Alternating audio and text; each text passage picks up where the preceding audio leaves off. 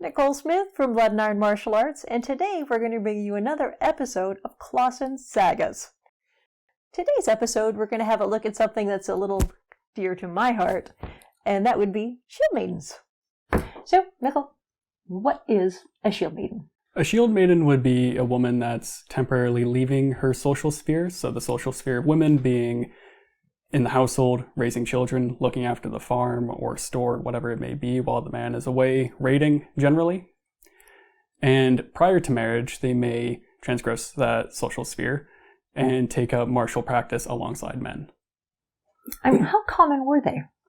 They were absolutely the exception. As of right now, we only have about around 30 women's burials that are filled with military accoutrements, which may or may not be shield maidens, but assuming they did exist, very much the exception and not a permanent occupation. Okay. But, you said the men are going off to war, and you think the ones that were staying behind, they would have some training in order to protect the village or the house or the... Oh, definitely. They would have some level of training and ability to defend their area. There would also be warriors of the band left behind to keep track of the settlement, whether it's a village or a town or what have you. But yes, very much they would have to learn how to defend themselves and defend the household while the men are away. So the evidence that they found, where exactly were they found? Those around 30 burials are scattered all throughout Scandinavia. So it's likely that you had this exceptional rule where women could engage in martial practice. And it wasn't just one culture, one town, or whatever. It was kind of a pan-Scandinavian phenomenon, as we're seeing by the number of burials scattered all throughout. Okay, so this is specifically Scandinavia. There wouldn't have been Vikings in other areas that would have been doing this as well? Or? I'm not so sure about other cultures in Anglo-Saxon England, so where there were Vikings there. As far as I'm aware, there aren't warrior women burials there. But medieval Scandinavia was very much a martial society. So you would expect to see more martial burials, martial cultural components, and martial transgression of gendered social spheres in Scandinavia as opposed to other areas. What kind of social status would those women have held as a warrior as opposed to the women that would have stayed home and just been mothers and wives? They would have had a higher social standing. It still wouldn't have been as high or equal to men. So where you may have a man that's a jarl, even if this woman could, hold her own in combat with the jarl or even defeat them, she still couldn't become a jarl herself. So there was still a roof to where that could bring this shield maiden. So that whole thing that we saw in Vikings where the Lagertha actually became a jarl, that thing never would have happened. It could have. It's hard to tell. There's a lot of unknowns with such an oral history, which is then written down later by Christians who are aiming to demonize the Vikings, contemporary and later. So at the same time, it's hard to tell, really. Out of curiosity, what is your opinion on Vikings? How accurate was it? Not very accurate. Yeah. There's a lot of parts that were good, but I'm viewing it as historical fiction. I went into it viewing it as historical fiction. Makes it far more enjoyable. Was there a Lagertha? There was, actually. We don't know a huge amount about her, or very much to begin with, really, but there was an actual Lagertha. If you had to name someone, who would you think would be the most famous shield maiden? Do we know who she is? I think that'd be Queen Brunhild of Iceland. That's found in the Nibelungenlied, the Germanic epic.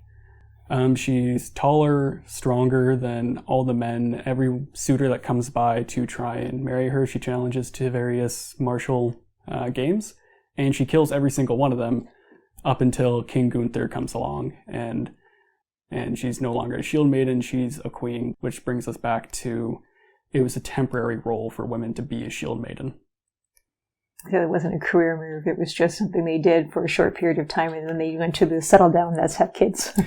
yeah, they had to. That was the social expectation, and that was... But to be fair, they also lived long enough to have 3-4 husbands on a regular basis. Was that just because they were going off raiding all the time? Yep. Or? It was a seasonal job. They would go raiding every year.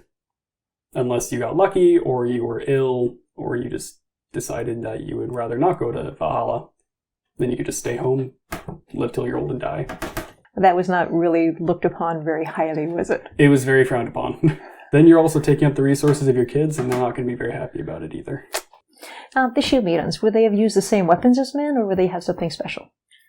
According to the burials that we have, it's fairly similar. If we can base it off of any piece of evidence, I think it would be the burials, although I could be wrong. And it was much the same, like axes, swords, shields, spears, bows and arrows here and there. So I don't think it was much different, if at all, from what men were using, especially when you consider the shield wall tactic of combat. You need everyone to be in that shield wall. You can't have a few weak links unable to support that. Now, we quite often hear the comparison between shield maidens and Valkyries. Valkyries were something completely different. I think they're relatively the same. I recently wrote an essay arguing that Valkyrie are the mythologized understanding of shield maidens. So shield maidens are bigger, stronger, they can fight better, kind of like berserkers in that sense. And the same way as berserkers are Odin's warriors, I think shield maiden, when they die, they become Valkyrie, so Odin's Valkyrie. Correct me if I'm wrong, but the Valkyrie, weren't they supposed to go down and pick up the warriors and take them to Valhalla? Yes, so they chose from the dead who came to Valhalla. In Valhalla, they would serve the food and drink to the warriors that are there. Not sure how I feel about that. Yes, so it's very, life and death, very, very rigid spheres for people to occupy. That's interesting. I would have thought, we died as a warrior, in the afterlife you still get to be one, but okay. I guess I don't get to make the rules. Right. Thank you guys for joining us for another episode of Klausen Sagas. Keep your axes sharp and your mind sharper.